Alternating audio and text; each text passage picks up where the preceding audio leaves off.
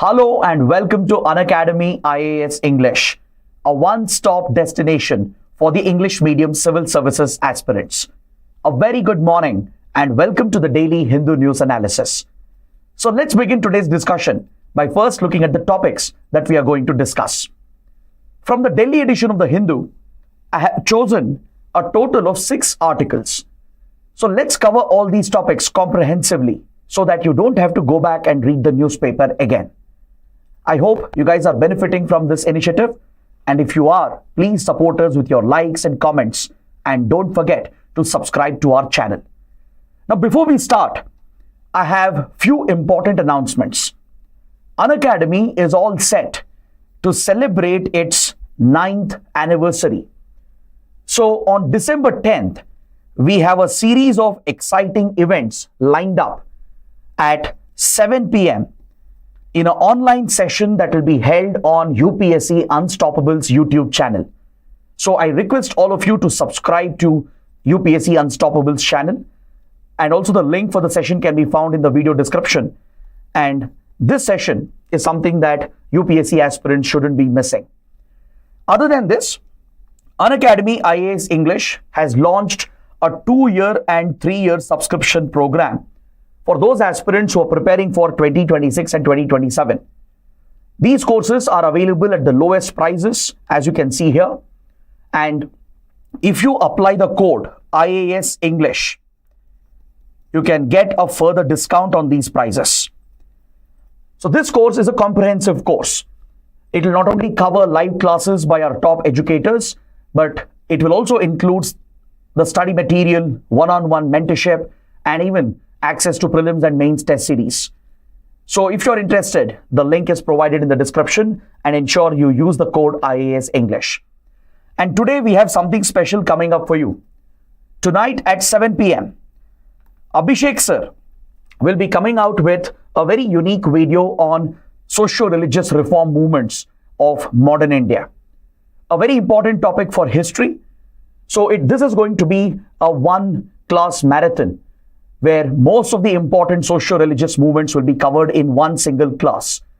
So the topic can be very important for the upcoming prelims. So do ensure you watch this session tonight at 7 p.m. right here on our YouTube channel. With this, let's get started by looking at the first topic. Let's look at this important article from page number 12. This article is a very detailed article related to the recent developments in Syria. Some of you might have seen reports coming out of Syria regarding the restart of the conflict, the civil war in the country, which is again posing a threat to the regime of Bashar al-Assad. So let us understand what are the developments. We need to look at the complex history of the Syrian conflict, and I will break this down in complete detail so that you can understand the entire Syrian civil war and what is happening currently. In the last 1 week, there have been dramatic developments in Syria. Because since 2016, the civil war had hit a stalemate where President Bashar al-Assad had regained control over most parts of the country, and some parts of Syria were still under the control of the rebel groups and other militant terrorist organizations. So since 2016, the status quo had remained, but last week has been extremely dramatic as far as Syria is concerned.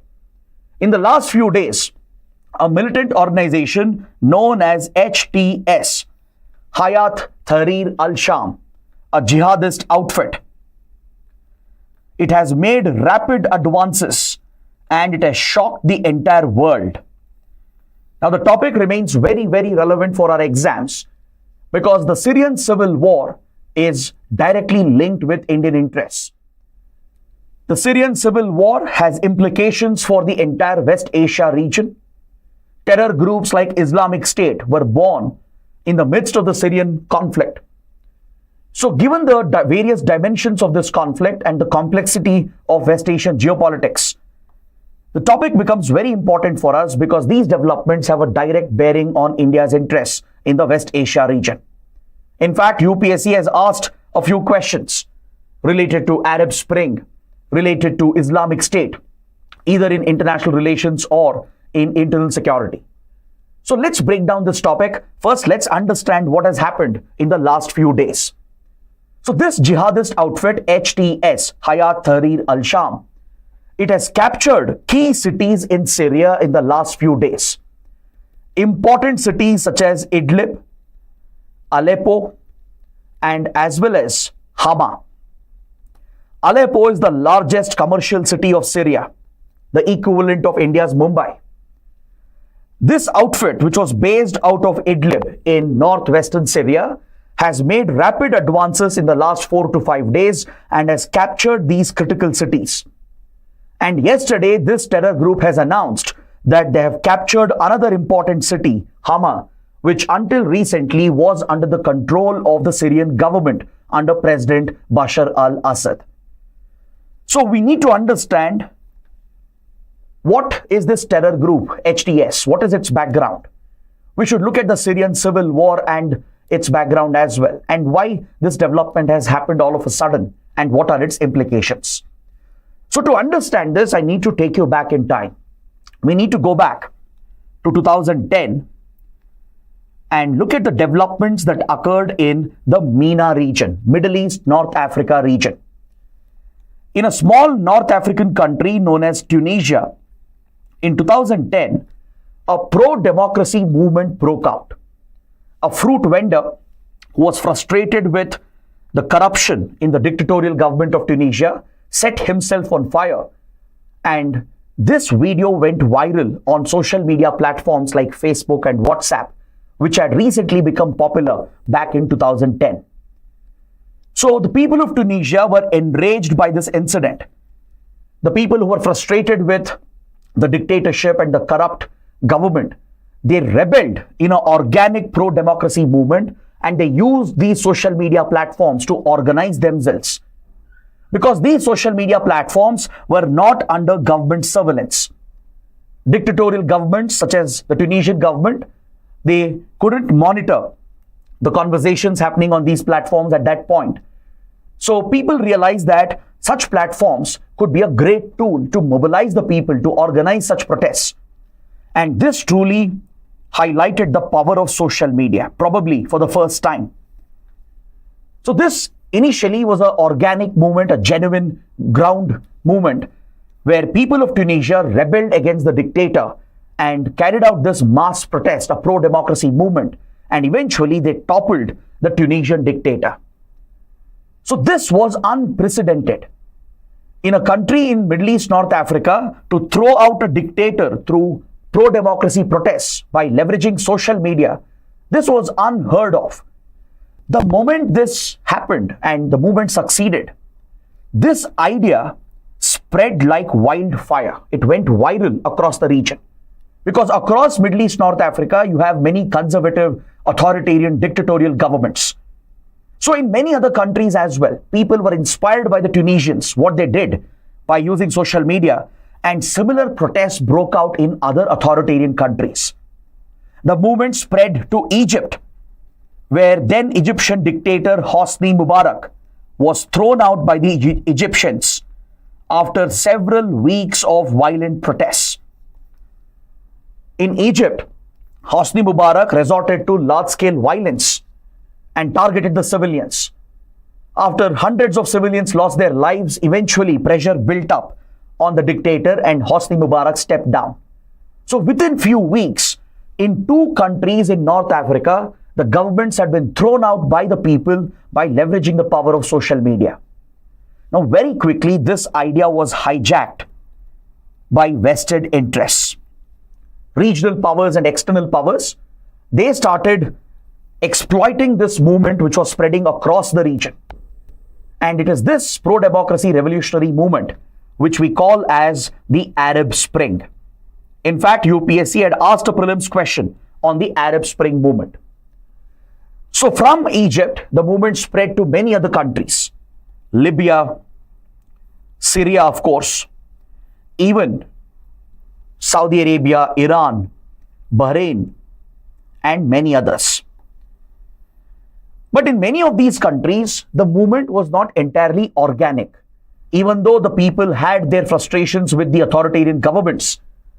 The movements that started here, for example, in Libya, Syria, in Bahrain, and even in Saudi and Iran, they were largely sponsored by external elements. So in West Asia, there is a strong geopolitical divide that you need to understand. The divide between the Shia powers and the Sunni powers. The Sunni power bloc has been led by Saudi Arabia and its allies, which includes United Arab Emirates, Bahrain, and others. Whereas the Shia power bloc has been led by Iran with its allies such as Syria, Iraq, Lebanon, and few others.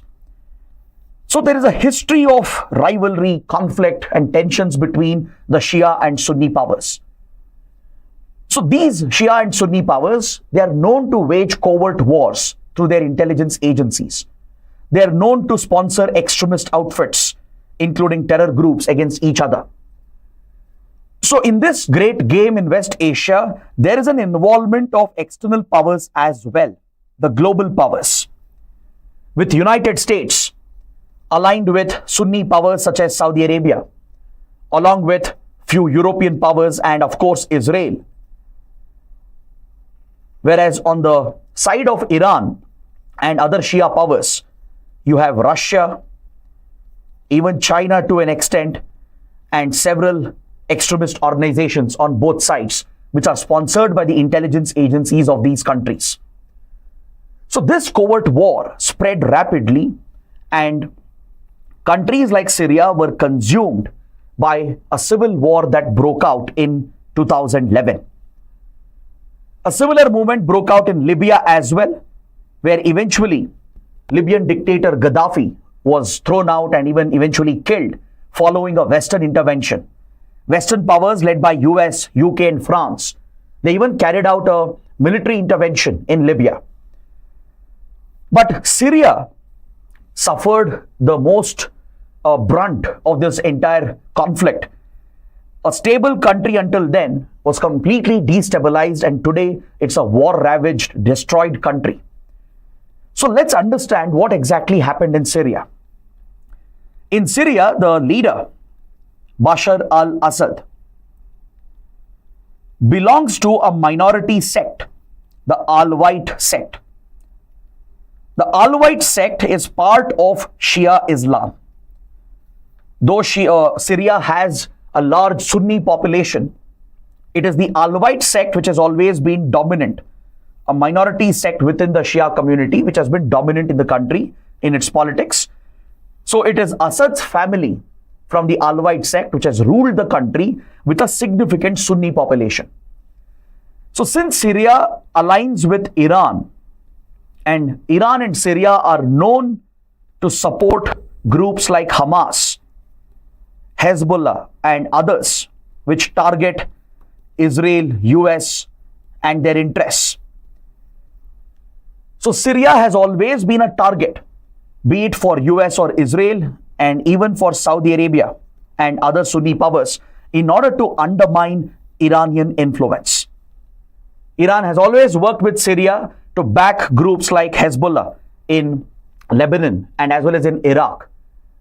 And these Shia powers have worked together to counter Israel and US and their interests. So this has been the larger conflict in the region.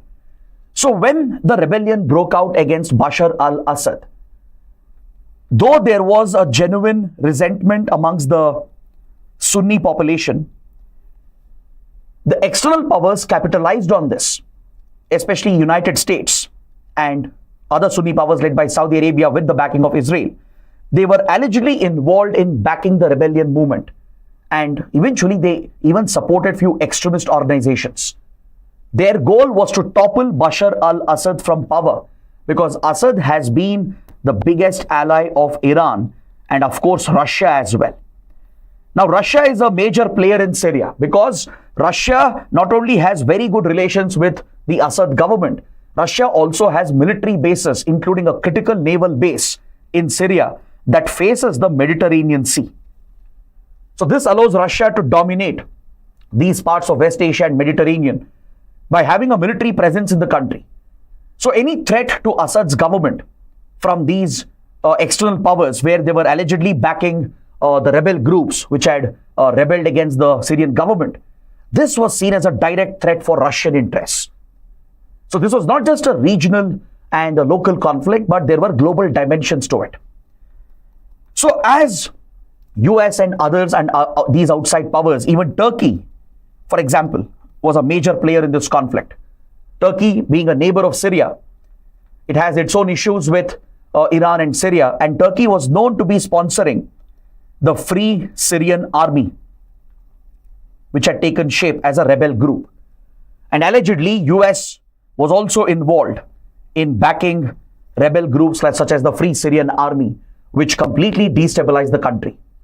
Many of these rebels captured significant territory within few months, and there were few radical groups that started taking shape in the region as well. Because neighboring country Iraq had been destabilized since 2003, since the illegal invasion by United States and United Kingdom, which had destroyed the stability in Iraq. So following the retreat of American and British troops, Iraq had a power vacuum which had been exploited by radical extremist elements, and terror groups such as Al-Qaeda had formed a strong base in neighboring Iraq. So a branch of Al-Qaeda took root in Syria known as Al-Nusra Front. Al-Nusra Front was a branch of Al-Qaeda in Syria which allegedly was sponsored by United States itself. Now look at the hypocrisy of this. During the same time, the US was fighting Al-Qaeda in Afghanistan, Yemen, and in other parts of the world, whereas parallelly, it was allegedly supporting a branch of Al-Qaeda in Syria just for geopolitical reasons, so that these groups could target the government of Bashar al-Assad and throw out the Syrian government, because for United States, the priority was to weaken Iran and its allies. So this essentially has been a proxy conflict to begin with. So this conflict continued from 2011 to 2015, with the rebels capturing significant territory. And in a way, this is what paved the way for the rise and establishment of ISIS or Islamic State. The power vacuum created in Iraq and Syria, and the support that existed for extremist forces, is what led Abu Bakr al-Baghdadi, who at one point was a Al-Qaeda leader, to establish a new and a more vicious terror group, that is ISIS or Islamic State. So by 2014, this conflict and destabilization of the region by all these countries had created a fertile ground for terrorists like Abu Bakr al-Baghdadi to switch from Al-Qaeda and form his own terror outfit and a more radical and a more extremist organization, that is the ISIS or Islamic State. Very quickly, ISIS captured significant territory in Syria, especially towards eastern parts of Syria, at places like Raqqa and Palmyra. These important cities were captured by ISIS, and it even captured significant territory in Iraq. ISIS probably became the first terror group to capture such a significant territory, almost the equivalent of Great Britain. So by 2014-2015, ISIS had become a major threat, not just in the region, but it started pushing its radical ideology at a global level, again by misusing social media platforms, by using encrypted channels through Telegram, WeChat, and other platforms, even Facebook. ISIS very quickly spread its ideology around the world and even attracted fighters from around the world to fight in Iraq and Syria. So throughout this period, Assad's regime was at its weakest. Bashar al-Assad was losing control over the country day by day, and the rebels under the Free Syrian Army were gaining a strong hold, with terror groups like ISIS and Al-Nusra Front also capturing significant territory. So Al-Nusra Front captured territory in the northwestern part of Syria, where you have cities like Aleppo, then Homs, then Hama and Idlib. So many of these places came under the control of Al-Nusra Front. So this is how the country got broken up, and it appeared that Assad would be defeated and thrown out, and Syria would completely fall into the hands of rebels and extremists. Now, this is where Russia made a critical intervention. In 2015, Russia decided to protect its own interests at any cost and defend Bashar al-Assad, a key ally of Russia and Iran. Given the scale of this covert proxy war, Russia decided to step in directly into the conflict, and in 2015, Russia deployed troops along with conducting airstrikes in the country. Russia brought its entire might, with Russian special forces, intelligence services, and the Russian Air Force being pressed into action. And Russia delivered a significant blow to the rebels and as well as the terrorist organizations. It targeted the strongholds of the Free Syrian Army, Al-Nusra Front, and as well as Islamic State. So the Russian intervention was crucial to support Bashar al-Assad's government and to save the government and maybe even the life of the president. Parallelly, United States, which now perceived a grave threat from Islamic State, because if you guys remember, by 2016, ISIS was carrying out global attacks across Europe and in many other parts of the world. Different ISIS factions had come up around the world because of its rising popularity through social media. So US intervened in the region as well with its own conflict targeting Islamic State with the help of Kurdish militant groups. Some of you might have heard about an ethnic minority community called the Kurds, which is found in the region. They are found in parts of Turkey, Syria, Iraq, and Iran. And in some countries like Turkey, they are fighting for independence. They want to liberate the area to form their own country, known as Kurdistan. So there are various Kurd groups, Kurd militant organizations, and United States, through its intelligence agency, backed these Kurd organizations. And with a direct military intervention, US and these outfits, they targeted ISIS and decimated the ISIS. So by 2018-2019, ISIS lost almost all of this territory. It was pushed into a small corner, and the main branch of ISIS was almost wiped out. And its leader, Abu Bakr al-Baghdadi, was even killed through an American operation. So this was the situation. By 2016, the Russian military intervention had helped Assad. ISIS had almost been taken out because of both Russia and US. So this led Assad to strengthen his position and retake most of the captured territories.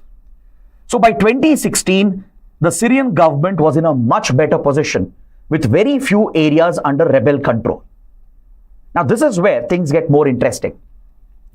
In 2016, the situation reached a stalemate. The Syrian government was more than happy that things were stabilizing and it was gaining control over most parts of the country.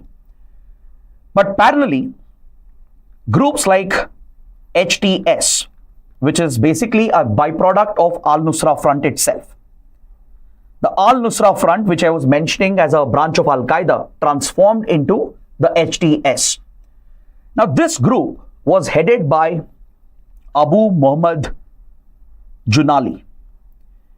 By the way, he was a close associate of Abu Bakr al-Baghdadi.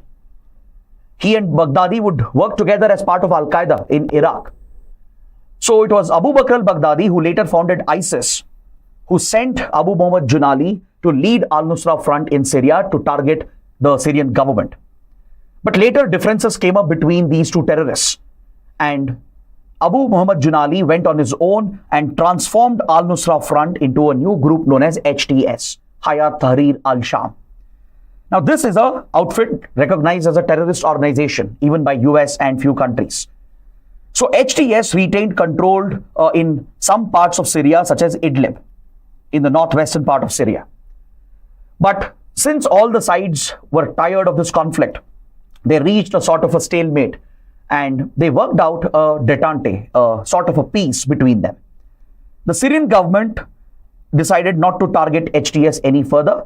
There was pressure from Turkey as well. Turkey was putting a lot of pressure on Syria and other players in this conflict, because Turkey was the one which took in most of the Syrian refugees triggered by this multi-year-long conflict. So given the refugee crisis in the region and the pressure also on these countries, Syria worked out a sort of a peace with HTS and allowed this group to operate only in western parts of Syria. Russia, which had secured its immediate interest by backing Assad and protecting his government, also pulled out from the region after a while. And of course, by 2022, as you know, Russia got distracted with the war in Ukraine. Russia was busy with the war in Ukraine.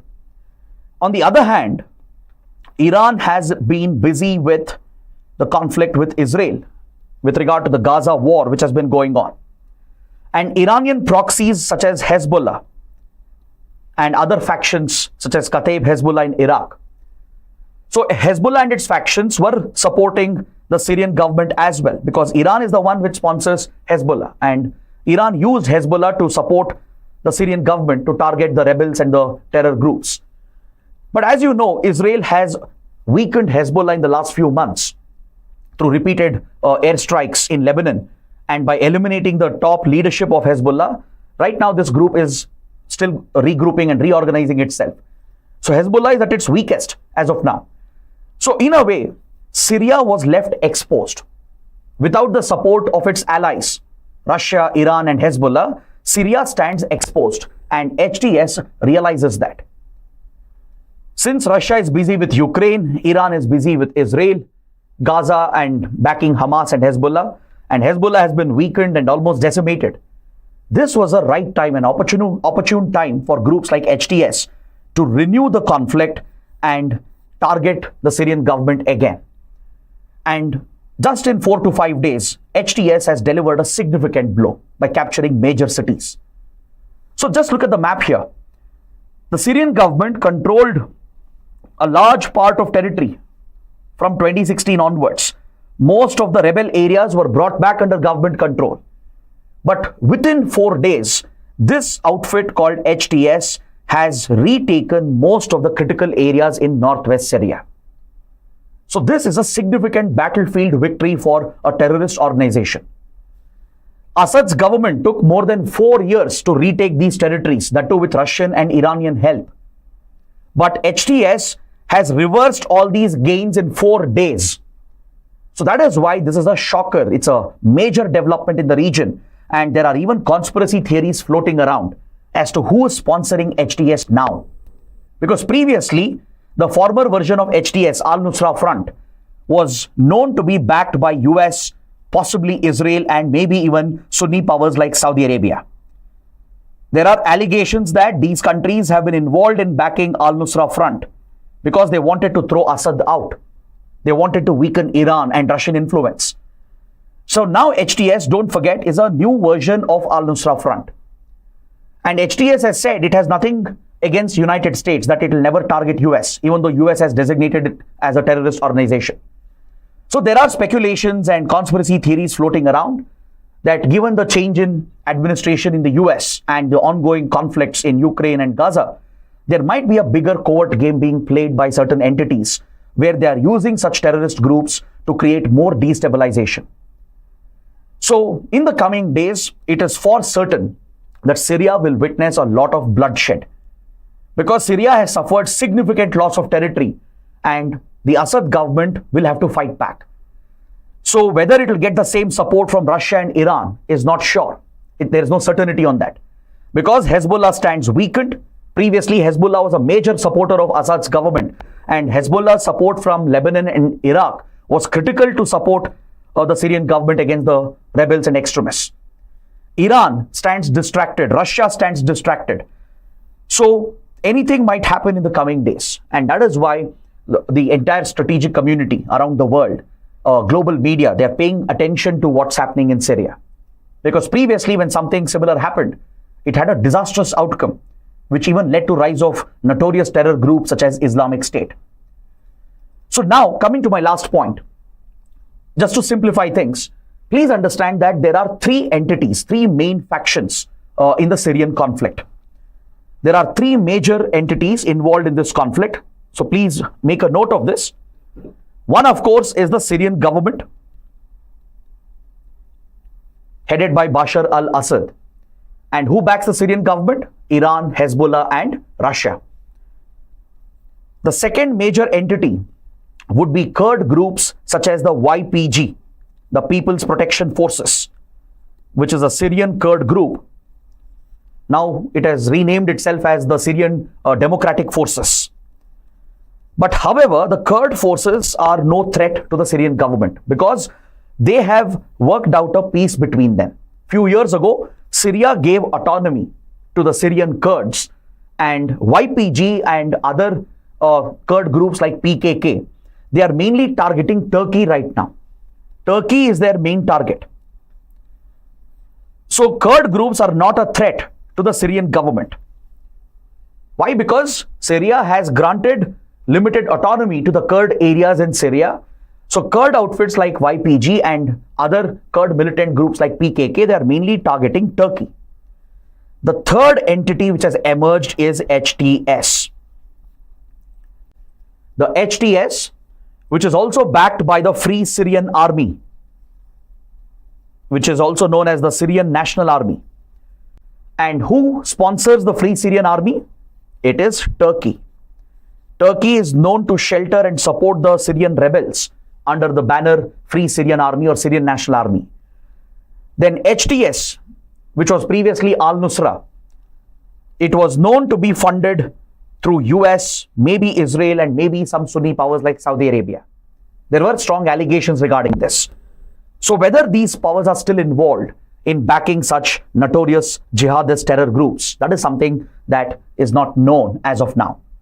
Definitely, this is something that weakens Russian and Iranian influence. So one can expect that both Russia and Iran will mobilize support for Assad's government, and Hezbollah would definitely try to back Assad's government. But the question is, to what extent can they really support the Syrian government during this time of crisis? Will the civil war escalate and further destroy the country again? Because at least from 2016, Syria was relatively stable because of the stalemate which had occurred. So that is why this development is so important, and we'll continue to track this story in the coming sessions. Now, please take up a question. The recent escalation of conflict in Syria threatens its stability. Analyze. See, I'm again telling you the topic is relevant because we have got a lot of questions related to the Syrian civil war. We had a question on Arab Spring, as I mentioned. We had a map-based question on places like Aleppo, Raqqa, etc. In one of the previous prelims exam. We have got mains questions on Islamic State a couple of times, right, in internal security. So definitely the topic is relevant. Don't think it's a faraway event, not connected to India. It is definitely tied to India's interests because the conflict here will impact the wider West Asia region. So I hope this complex topic has been understood. I've tried to break it down and simplify it. So please let me know in the comments if you have any doubts or questions. I would try to take it up later. Now let's quickly look at the next article. We have a column on page number 10 related to the devolution of funds from center to states. Now, some of you would know, when it comes to devolution of funds from center to states, it is the Finance Commission, a constitutional body, which plays a critical role. The Finance Commission, which is provided under Article 280 of the Indian Constitution, plays a critical role in our federal setup. It ensures a vertical devolution of funds to the states from the central divisible pool of taxes. It basically determines what percentage of these taxes that are collected and held with the center should be devolved to the states. Then it also determines the horizontal devolution that should be carried out amongst the states. What should be the share of these funds given to different states? What should be the criteria, the parameters on which the devolution will be done to different states? So both vertical and horizontal devolution is handled by the Finance Commission, and of course it plays a critical role in the fiscal autonomy of a state. So if you look at the 15th Finance Commission, the previous Finance Commission, the devolution that was provided for vertical devolution was around 41%. Around 41% of the central divisible pool of taxes should be devolved to the states. Now, states have often argued that this is not sufficient. A 41% vertical devolution is not enough to meet the requirements of the states, especially few states. States also have a concern regarding the way in which horizontal devolution has been handled.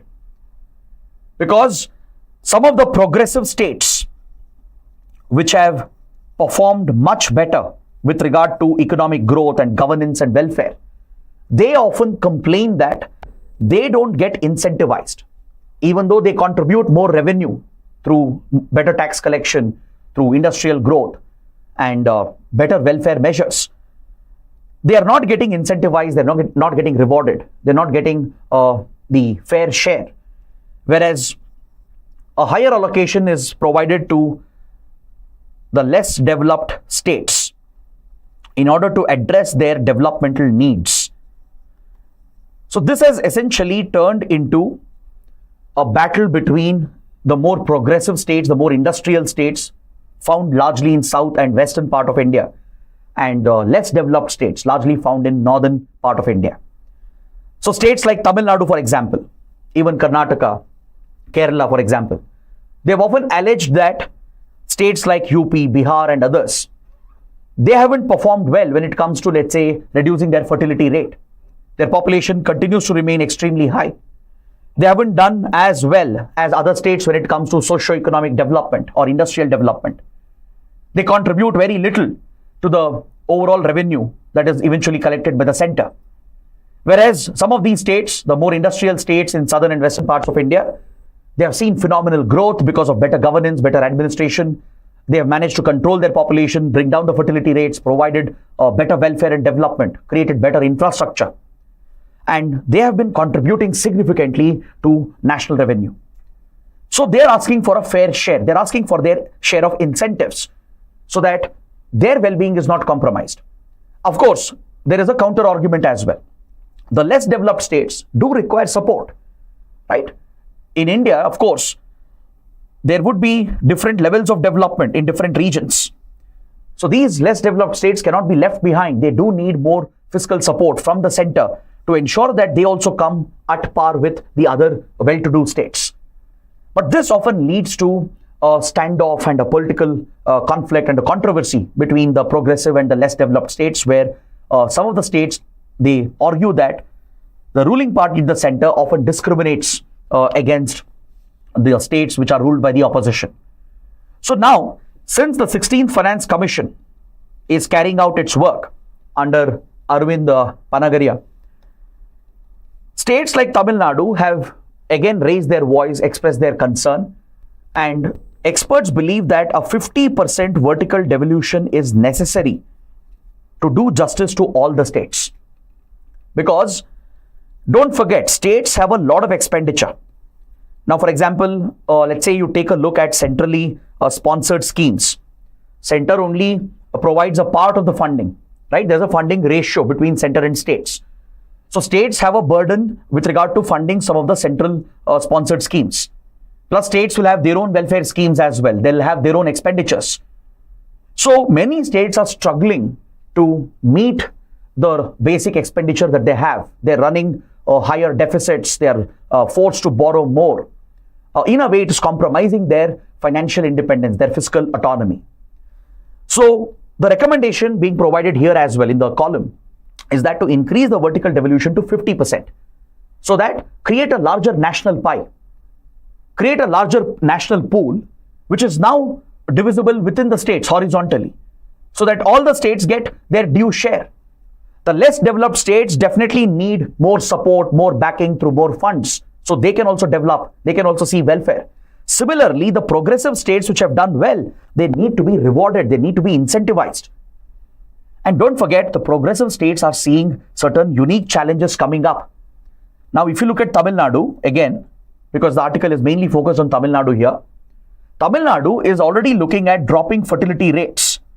It is staring at an aging population, which means in the coming years, the working age population will drop significantly in states like Tamil Nadu, even Karnataka, Kerala, etc.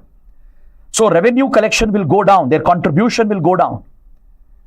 So despite having played a critical role in the development of the country, these states feel they are not getting adequately rewarded and incentivized by the center. Because going forward, they will incur more expenses in taking care of their aging population. Also, these progressive states have seen faster urbanization compared to the national average. Again, if you look at Tamil Nadu, by 2030-31, it is expected that 57% of its population would be in urban settlements compared to the 37% national average. So that is a stark difference. Meaning, Tamil Nadu will deal with more problems when it comes to urban infrastructure, which means Tamil Nadu might need more funds in the coming days to create the required infrastructure and provide better governance to these new cities and towns. Then also, these progressive states are staring at a possible middle income trap, where the population which contributed to the growth of these states and the country, they are aging right now, but they haven't really become rich. They haven't increased their per capita income. So by and large, some of these states could get trapped in the middle income gap, right? And that is a concern which is being raised by some of the states such as Tamil Nadu. So the writers are suggesting that increasing the devolution to 50% will create a larger pie, which can further be divided horizontally, so that enough can be given to the less developed states as well, maybe UP, Bihar, Jharkhand, etc. And fair share can be given to the progressive states as an incentive, as a reward, and also to enable them to take care of their future challenges. So writer believes that this is how India can grow, because we are entering a new era. The global economy is undergoing a major evolution. And if India has to take its leadership role, it is critical that each and every state develops, right? It doesn't matter whether it is Tamil Nadu or UP or let's say Bihar or Karnataka. Every state has a critical role to play going forward. Now, if you look at post-LPG era, it was largely the southern and western states of India which powered the growth of the country. But now the burden is being shouldered by every single state in the country. So within the country, there need not be such divisions. And to address those sentiments, there needs to be a fair devolution of funds. Yes, less developed states deserve a fair share to provide for welfare and to develop their states. Similarly, the progressive states which have done well also deserve a fair share. And for this, the vertical devolution has to go up, at least up to 50%. And that is what the article is recommending. Because 15th Finance Commission, as I said, had recommended around 41% of vertical devolution. But in reality, the actual devolution is just around 33%. Why? Because the union government has levied a lot of cess and surcharge to increase its own revenue. And this has affected the actual devolution. Though recommendation was 41%, eventually states have received just at around 33% of vertical devolution. So the national pie which is being divided for states has been smaller. That is a problem. Now imagine you have 10 kids and you have only one bowl of rice, right? You can't really ensure adequate supply for everyone. So you need to procure more rice and ensure that every kid gets a decent share, right? So that is something that the article is talking about. And of course, when it comes to horizontal devolution, it's also about the criteria, the parameters which are used. Finance Commission relies on criteria such as population and other key indicators.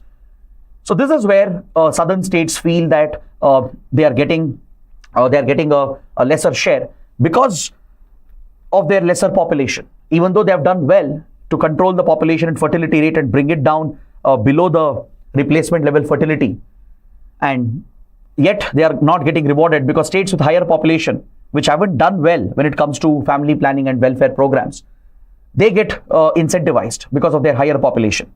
So this remains a genuine federal concern, a constitutional issue. And of course, it is a major political controversy as well, right? And this has deep implications because whatever the Finance Commission decides, and eventually whatever is devolved vertically and horizontally, this will impact millions and millions of lives.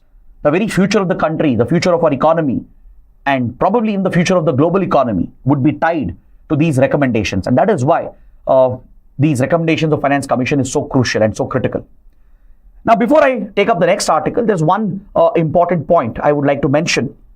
This article mentions friendshoring and reshoring. It is mentioning two important economic terminologies, friendshoring and reshoring. Now, I can explain what it is, but let's see if you can take this up as homework, as an assignment. Can you read what is friend shoring, what is reshoring, because there can be a prelims question here. UPSC might ask you a basic question on friend shoring. What best describes friend shoring, and 4 options. Or what best describes reshoring. So please read about this, and can you explain that in 1 line? In 1 line, can you explain what is friend shoring in the comments, and 1 line to explain what is reshoring in the comment section below. Now let's look at a practice question. Kindly use these practice questions for your answer writing practice. There needs to be a progressive resource allocation methodology for performing states such as Tamil Nadu. Discuss. So rely on the data that we brought out through this article and the analysis that we carried out, and try to structure a good answer for this question. Now moving on, we have an editorial and a related article on India-China border issue. Recently, India-China have achieved a major breakthrough as far as the Ladakh border tensions are concerned. So the editorial is assessing the way in which Indian government has handled the crisis. And let's also look at some latest developments, because there is a related article on page 14 which provides for some hope, positive hope for India-China relations in the coming days. Because there is some progress, positive progress, which is happening in the last few weeks. So let's quickly evaluate this, and then we can move to the end part of the session.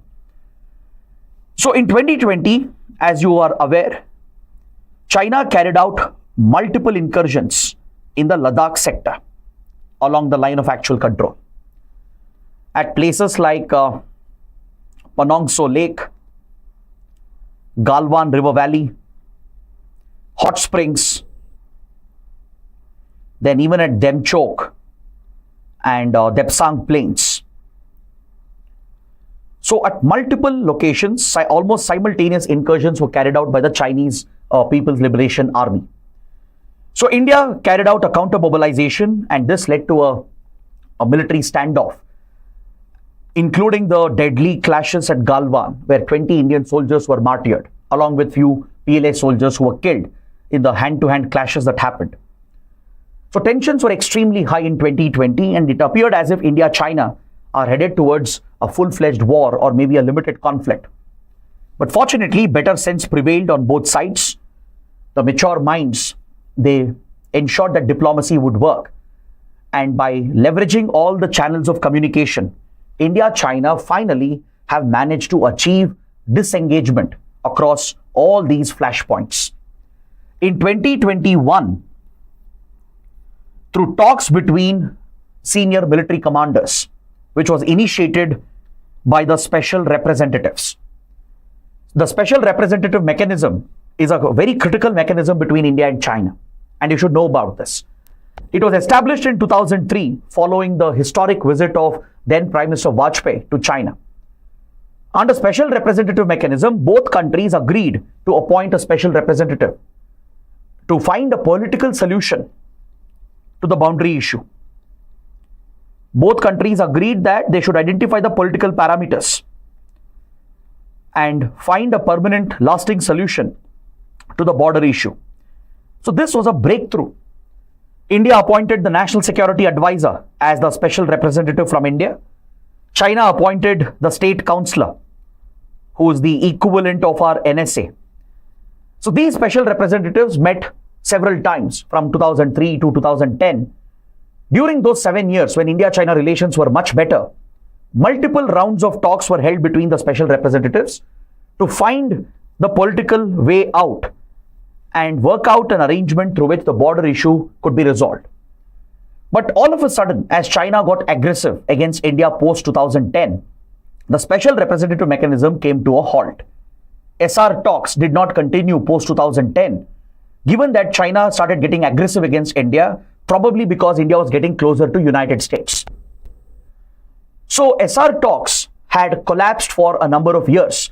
But in 2020, when the Ladakh clashes happened, especially after the deadly clashes at Galwan Valley, India requested China to reactivate the SR mechanism, and it allowed Ajit Doval, India's NSA, to work with China's state counselor, which paved the way for the protocols to be followed as per our boundary agreements. India-China have signed these boundary agreements in 1993, 1996. and it provides for a set protocol. It limits the powers of the armed forces near the border area to prevent any miscalculations. It also provides for established mechanism where local military commanders, senior military commanders can talk to each other whenever there is a incursion, and they can handle the escalation at the local level without allowing a small issue to escalate into a bigger conflict. So these established protocols were reactivated following the SR talks, and it led to the resolution of the standoff at places like Panong So, even Galwan Valley and Hot Springs. So by 2022, at least at 3 locations where the standoff had occurred, the standoff was resolved. Both sides had agreed to disengage and eventually to de-escalate and de-induct the troops. Disengage is basically a military term to stop the direct engagement, because when troops are engaged, it means essentially they are ready to be at conflict with each other. So to disengage essentially means to take a step back. To de-escalate is to start pulling back the troops, and eventually you fully withdraw and redeploy the troops. That is de-induction. So this is what India-China was striving for. So we achieved this at Panong So, Galwan and Hot Springs by 2021-2022 through talks between senior military commanders. But however, at 2 places, Demchok and Depsang Plains, we could not find a solution.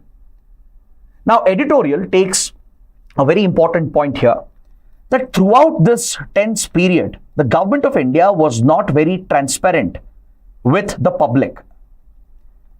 The government of India was not sharing adequate information with the media, with the opposition, and even in the parliament, the government would try to evade any questions on the boundary issue, and it barely gave out any genuine information on what was happening in the situation. So this is something that editorial points out, that in a democracy on national security matters, when it comes to national interests, the government should be transparent, especially when there is a territorial threat regarding the progress happening in the talks. This should be briefed to the opposition, to the parliament, to the public in general, which did not happen. But at least now, after a final breakthrough that has been achieved recently, the government of India has shown the willingness to share the required information. See, that's why even though it's a slightly old topic, we are pushed to discuss this again, because now we have more clarity after Dr. Jaishankar addressed the media and the parliament as well, and gave a lot of updates to a parliamentary standing committee on external affairs. That is when we got to know the details of the entire disengagement that was being negotiated between India and China. So this time, during the BRICS summit, which was held in the Russian city of Kazan,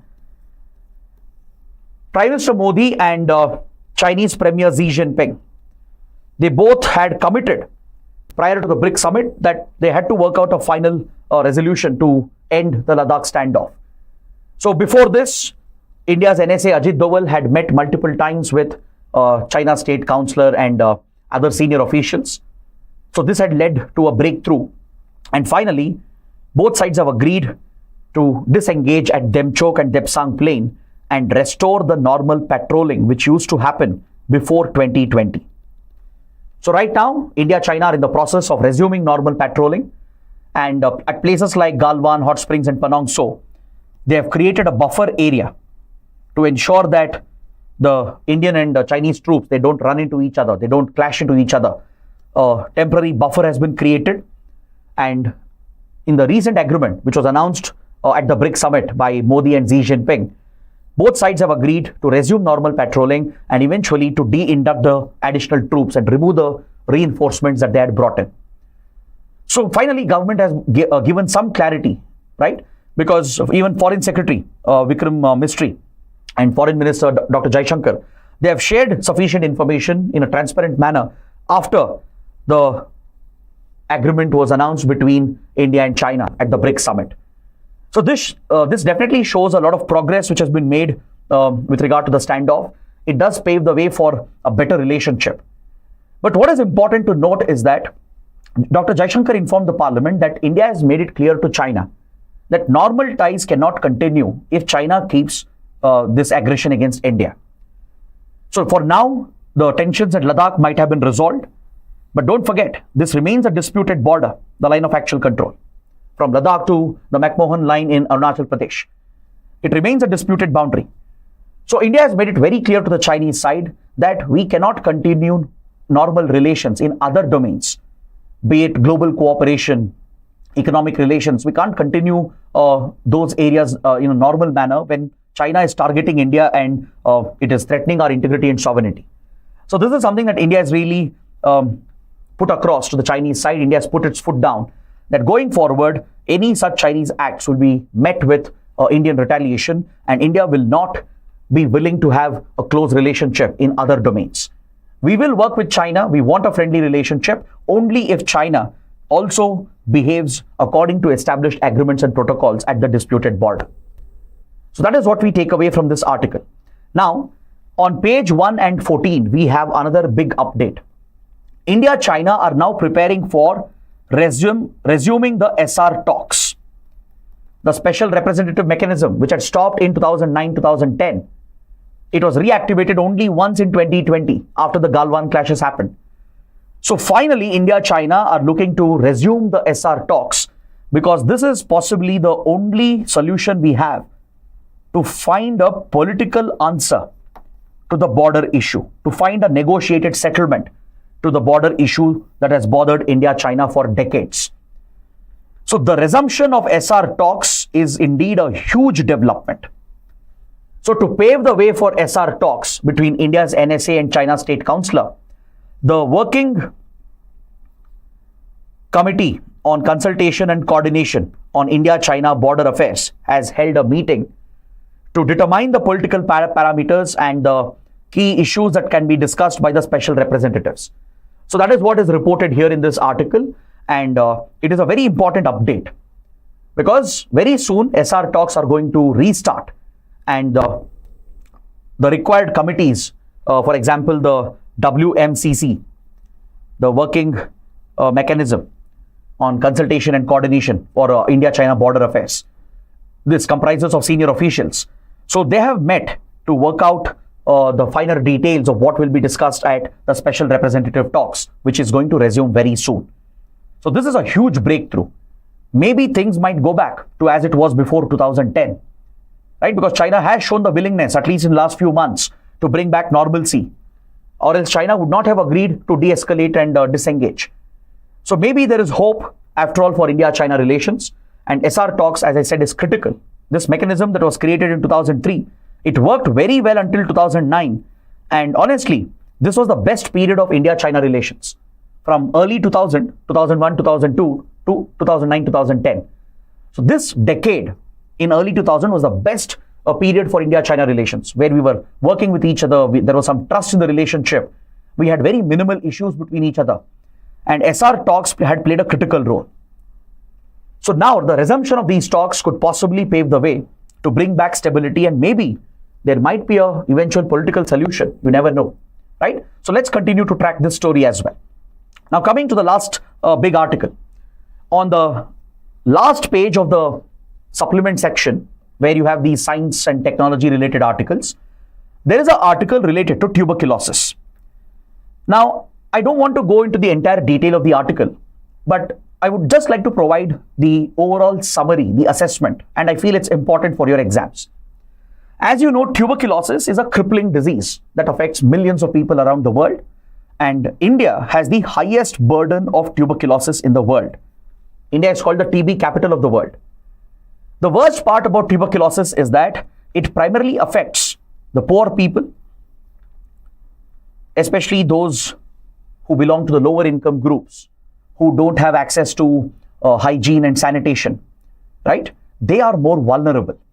That's why developing, underdeveloped countries share a higher burden of tuberculosis. Now, problem with TB is that there is a lot of stigma attached to it. Why? Because it is a contagious disease. The infection can spread to those who are in close contact with the patient. And also, since it is seen as a disease of poverty, a disease of the lower classes, there is a lot of social stigma around it, and this leads to the isolation of the patients. There are cases where families have boycotted their own family members when they got tuberculosis, or the society in general, friends and relatives, neighbors. They often boycott the patient and the entire family and they isolate them. And this leads to the humiliation of the patient. It embarrasses them, right? And this affects their mental health.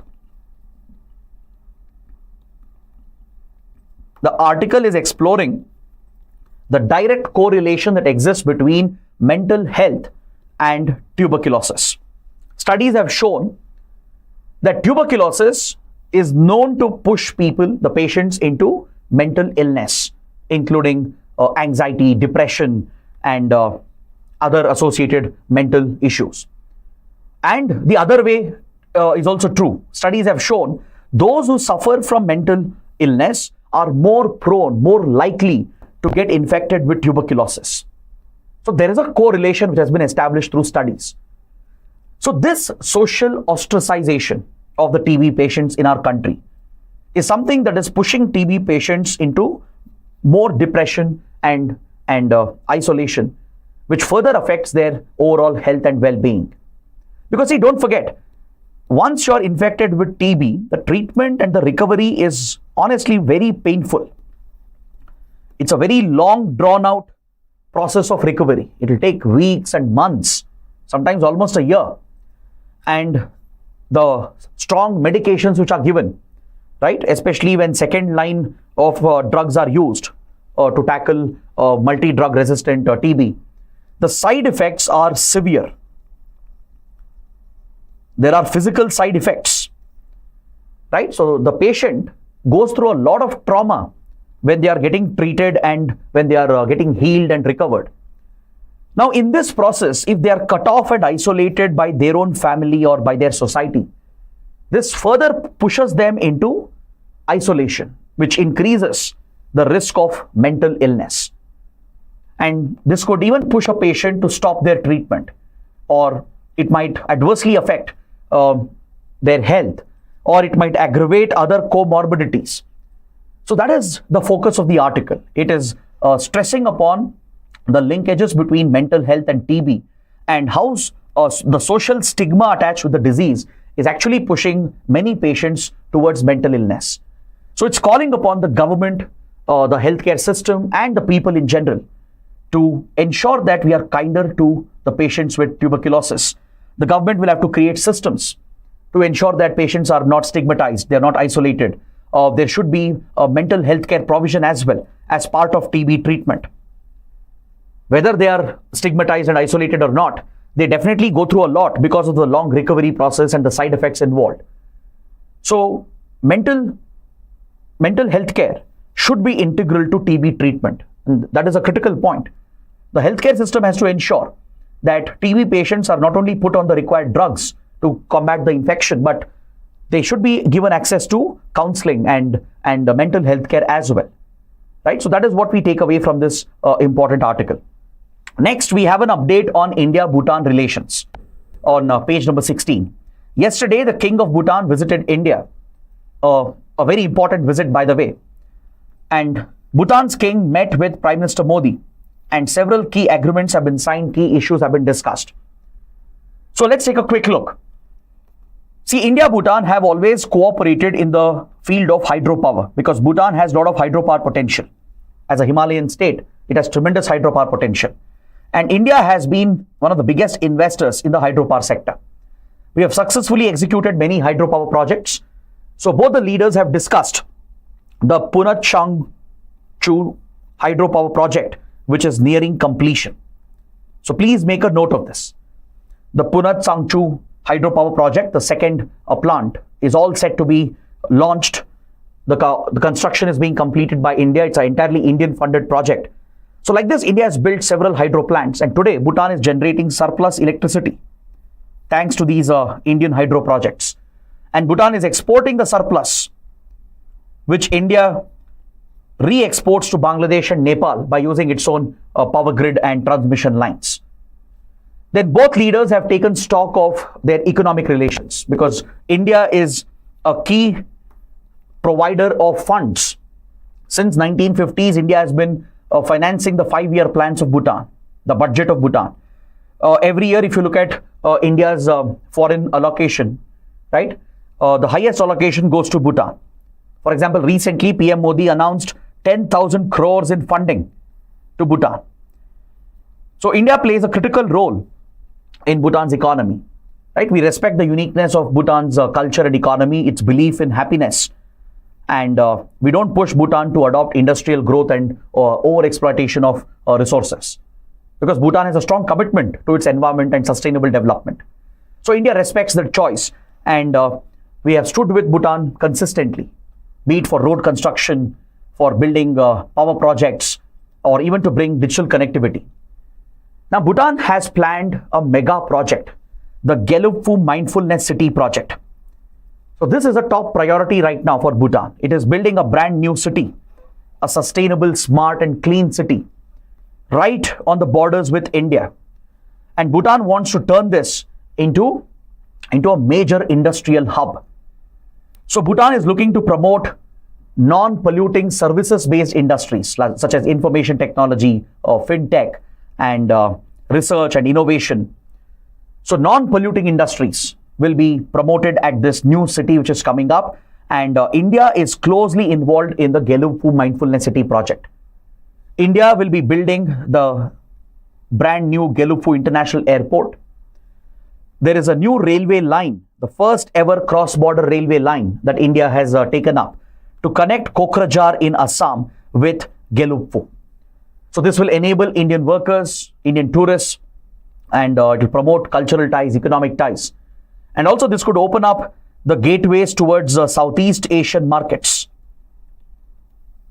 It could enable India, Bhutan to attract investments into Gelugpu city and the industrial projects, maybe from Singapore or maybe from Japan. Japan is already a big investor in Northeast India. So this could create job opportunities in the Northeast, drive economic opportunities in Northeast India from Assam to Manipur to Tripura. So there's a lot of potential in the Gelugpu project, and India is a key part of it. So both leaders have reiterated their commitment, and India has promised full support. For example, India's Adani group is involved and showing interest in taking up the airport project. But of course, the recent controversy surrounding Adani has taken a hit on the image of the company because there are allegations of a crony nexus between the government and the company. In several countries, wherever Adani had won key airport and seaport projects, review has been taken up following the fraud and corruption allegations. For example, in countries like Kenya, there have been protests against Adani's involvement in the airport project, which was a critical project for India. And now Kenya has cancelled this project and taken it away from Adani. Other countries like Sri Lanka and even Israel, right? Greece, all these countries are reviewing the port projects which they had awarded to Adani. The Haifa port in Israel, then the West Container Terminal at Colombo port in Sri Lanka, a strategic port in Greece, then the Sitwe port in Myanmar. Many of these ports were handled by Adani Ports Limited. Now, most of these projects are being taken up for review by those governments. So that is a matter of concern, but Bhutan has not brought it up. Bhutan has not expressed any concern, and that ensures that India can still go ahead with the airport project, and India will continue to play a key role in the Gelugpu Mindfulness City project. So please take a look at these points. It can be very important. Now, coming to the last article for today, let's wrap up the discussion by looking at this small article. On page 18, there's an article referring to an organization known as OSCE. The article is not relevant for us. It only says Russia's foreign minister attended this meeting, which also included ministers from Western countries. For example, the US Secretary of State, Antony Blinken, and European ministers were part of the meeting as well. So that is a tense, awkward situation, given that Western countries have sanctioned Russia, right? So the development itself is not relevant, but the group can be important for prelims. So what is OSCE? It stands for Organization for Security and Cooperation in Europe. It was born during the Cold War era, established in 1975, and it is headquartered at Vienna in Austria. There are 57 member countries today from North America, Europe, and as well as from Asia. The main purpose of the group is to look at the security of Europe and Eurasia region and ensure that arms control, human rights, freedom of press and other basic fundamental rights and free and fair elections are promoted across the region. It also has observer status to United Nations, and this group actually plays an important role in conflicts, be it conflict resolution and conflict management or post-conflict rehabilitation and construction. So these are some areas that OSCE specializes in. So given the Ukraine conflict, the group acquires a lot of significance because it deals with issues like human rights, arms control, conflict resolution and conflict management, right? And that is why you should know the basic facts about OSCE. So please make a note of this. Of course, India is not a member. India is not part of it, right? It's specific to the Europe region with members from North America and Eurasia region and Europe. So India is not a part of it. So on this note, I would like to conclude my discussion. I hope you guys have liked the session, understood all the topics. Now, if you want the PPT of this session with all the annotations and the notes, so please join my Telegram channel or scan the QR code. I'll share it after the session. And also join our official Telegram channel of Unacademy IAS English. The link is provided in the video description. Because after the session, we'll conduct a daily quiz. We'll provide you practice MCQs on these topics so you can revise and practice these topics again so that you're fully prepared for the upcoming prelims exam. So that is it for today. I hope you guys have enjoyed the session. If you did, please press the like button, let me know in the comments, and don't forget to subscribe to our channel. That is it. We'll see you tomorrow.